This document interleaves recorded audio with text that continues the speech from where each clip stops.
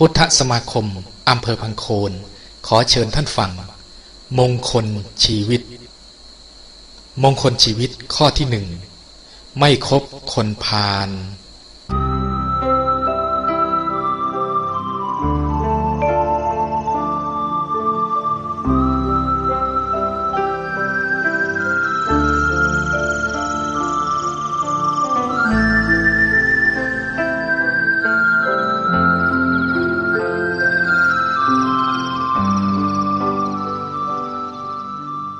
ใบไม้ที่ห่อหุ้มป่าเน่าย่อมต้องพลอยแปดเปื้อนเหม็นเน่าไปด้วยฉันใดผู้ที่คบคนพาลก็ย่อมต้องพลอยเสียชื่อเสียงติดตามเป็นพาลเดือดร้อนเสียหายไปด้วยฉันนั้นคนพาลคือใครคนพาล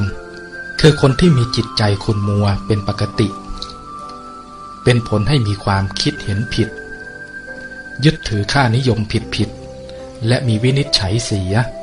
คือไม่รู้ว่าอะไรดีอะไรชั่วอะไรควรอะไรไม่ควร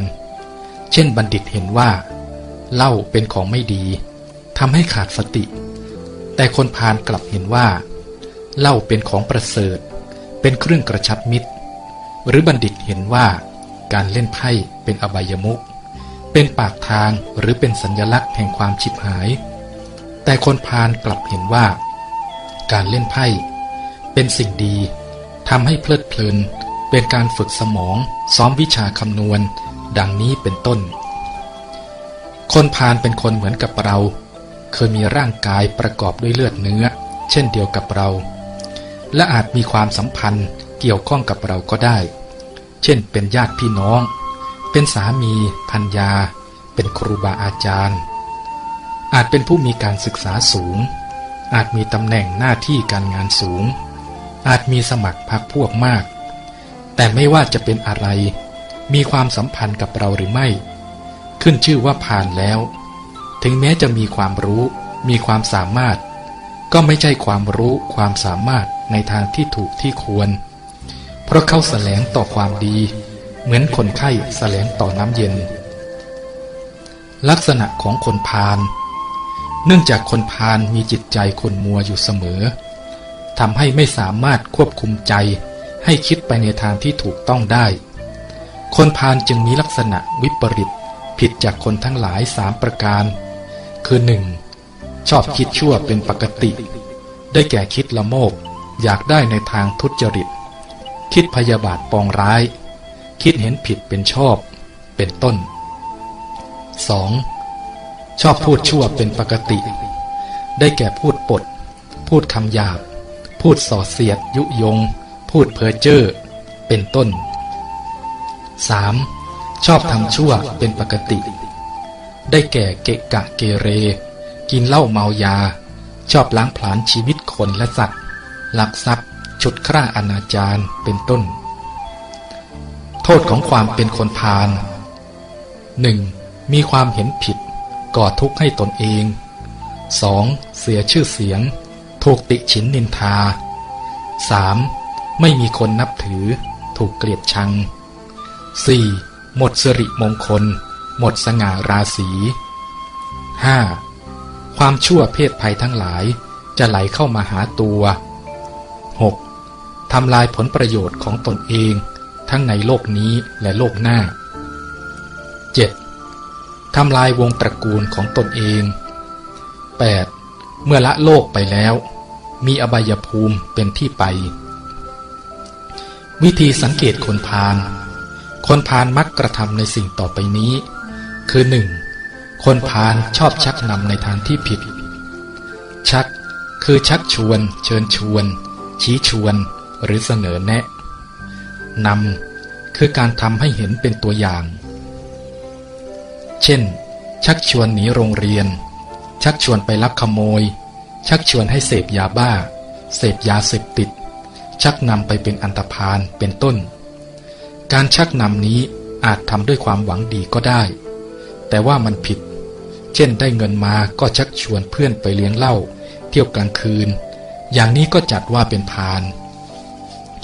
ผู้ที่ยังเยาว์วัยอ่อนต่อความคิด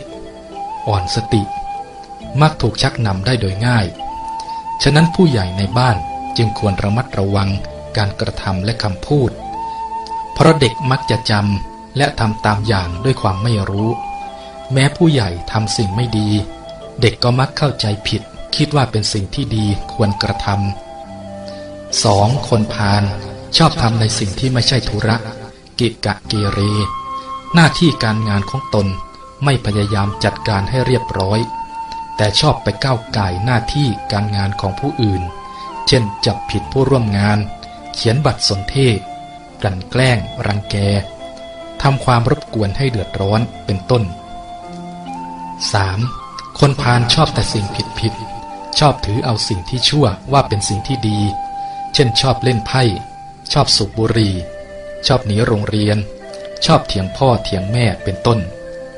เห็นคนทำถูกเป็นคนโง่เห็นคนกลัวผิดเป็นคนขี้ขลาด 4. คนพาลแม้พูดดีๆก็โกรธเช่นเตือนให้ดูหนังสือตอนใกล้สอบก็โกรธเตือนให้ตื่นเช้าก็โกรธ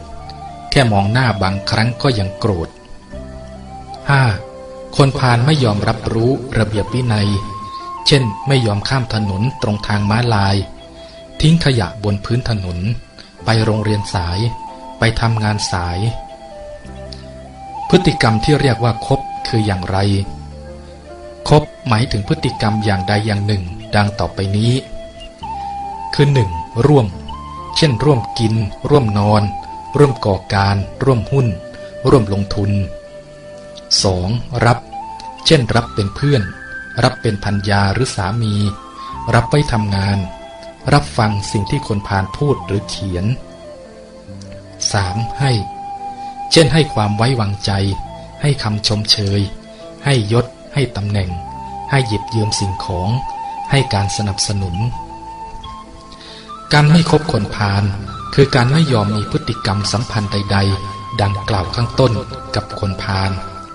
ถ้าเรายังคบคนพาลอยู่ไม่ว่าจะในระดับไหนก็ตามรีบถอนตัวเสียโดยด่วนอย่าประมาทรีบตัดไฟเสียแต่ต้นลมมิฉะนั้นจะพลาดติดเชื้อพาลโดยไม่รู้ตัวกลายเป็นพาลตามไปด้วยโบราณท่านจึงมีคติเตือนใจไว้ว่าห่างสุนัขให้ห่างศอกห่างวอกให้ห่างวาห่างพาลาให้ห่างหมื่นโยชน์แสนโยชน์โทษของการคบคนพาล 1. ย่อมถูกชักนำไปในทางที่ผิด 2. ย่อมเกิดความหายนะการงานล้มเหลว 3. ย่อมถูกมองในแง่ร้ายไม่ได้รับความไว้วางใจจากบุคคลทั่วไป 4. ย่อมอึดอัดใจเพราะคนพาลแม้เราพูดดีๆด้วยก็โกรธ 5. หมู่คณะย่อมแตกความสามัคคีเพราะการยุยงและไม่ยอมรับรู้ระเบียบวินัย 6. ภัยอันตรายต่างๆย่อมไหลเข้ามาหาตัว 7. เมื่อละโลกแล้วย่อมมีอบายภูมิเป็นที่ไปปลาร้าพันห่อด้วยใบคาใบก็เหม็นคาวปลาคละคลุ้งคือคนหมู่ไปหา